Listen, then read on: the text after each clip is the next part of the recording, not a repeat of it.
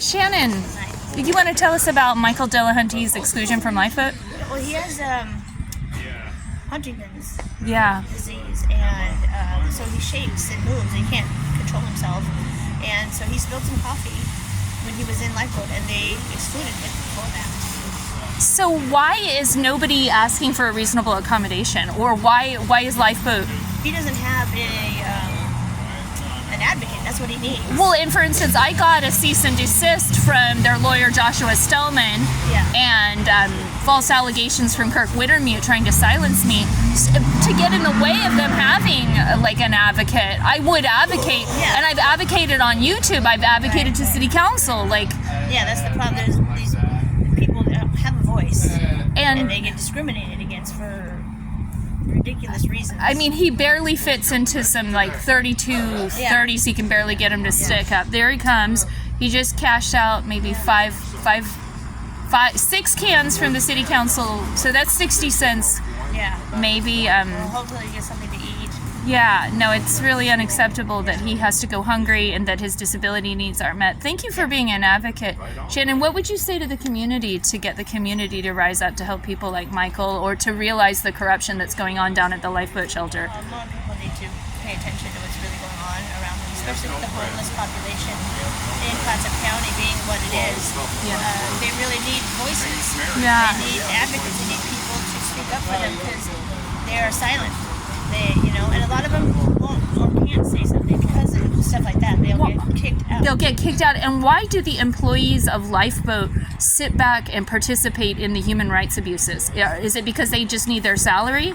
Is it because they're afraid of Ozark? They're afraid of being fired? There's probably a lot of reasons. Loyalty, fear, lack of education. They don't understand civil rights or disability rights. What isn't being reported. And why does Judge Kirk Wintermute not get these human rights violations under control? Does he even recognize them as human rights violations or civil rights violations? I don't know. And if not, why is he sitting as a judge in our courthouse? I don't know. I think that's a good question. I hope he becomes apprised of human rights for the homeless, because participating in the railroading of these homeless people, denial of their meals and their dignity, is to me demeaning to his office. We're all human. And to the public trust. And nobody's here to judge how somebody got on the street. We just want to help once they're there. Right. Thank you, Shannon. And additionally, can you explain low barrier for people that don't understand what low barrier means? It's like a trendy term. I don't know. Maybe you should. Well, I mean, what I understand is low barrier is supposed to meet a bunch of people's needs. So people who sell meth just walked in. People who take meth just walked in. But this person with a legitimate medical disability can't walk in because Ozark has taken to hating on him. Maybe he's jealous of his service career, jealous of his dignity and his good manners. Jealous because he used to work with a contractor who used to work with Aaron Carlson's ex-husband. We parsed it down. It could be that petty. It could be that petty because they are frequently that petty. So whatever Mike Dillahunty knows some backstory on Aaron's history from way back. So it may be very personal in terms of disability rights or personal vengeance. Misuse of the... Sounds like a pretty lame excuse. Yeah, exactly. And when you have low barrier, you're supposed to have an open door. So they falsely tell City Council they're low barrier, but they're not low barrier. I mean, how many people have they excluded? So many. Like women for reporting domestic violence, for having disabilities, for being unable to get off the sidewalk. Can you talk a little bit about the little encampment zone that's popping back and forth over 11th down there? Well, I mean, it seems to go back and forth between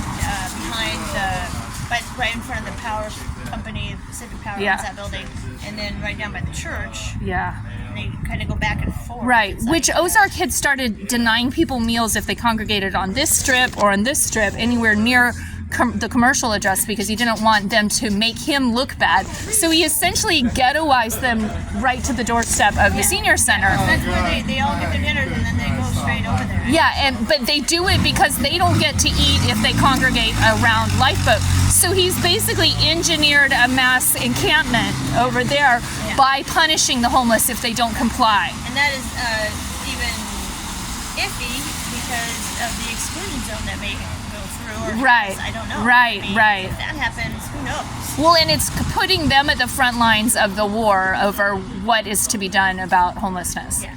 Yeah, and it Yeah, it's a huge, made them feel huge targeted. issue. I mean, And living- vulnerable. Yeah, living downtown, you see it all Yeah, the time. and you I've know a lot of them. wouldn't you agree too? A woman explained to me, I feel safer on commercial because it's patrolled regularly by police, it's well lit, and there are people coming by. So if something happens to me, somebody could call for medical if I needed it. Yeah. So pushing them off into the forest or further into back streets can make them feel less safe, as we had with the Bradley Minder arson, where he attempted to burn down a tent over there. His victim was not safe over there. And you know, safety is a huge concern for anybody on the streets, not just a female. Yeah, It's really, everybody. really. Everyone. I know multiple men that have head injuries or they're themselves sexual assault survivors who were exploited as children and wind up on the street, and then people don't have sympathy for them. And a lot of people on the street, that's unfortunately a huge problem, is the mental health side of it, where people have trauma and they've been discriminated against or, you know, victimized over and over again. And so they have a hard time maintaining stable housing, you know, Yeah. and paying bills or whatever. That's where the advocacy really needs to step up. Thank They you for need all some- that you do. I know you do a lot of amazing things like charge up phone batteries, or you help dry sleeping bags. You do like these little secret missions, sometimes late at night, helping people with the most basic needs, but it makes all the difference in the world towards their dignity. I figure, I mean, people have helped me, and when I needed it, Yeah. or if I need it in the future, Yeah. it's just something we do for each other. So many small acts of kindness. Well, thank you for speaking. I'm proud of you, Shannon.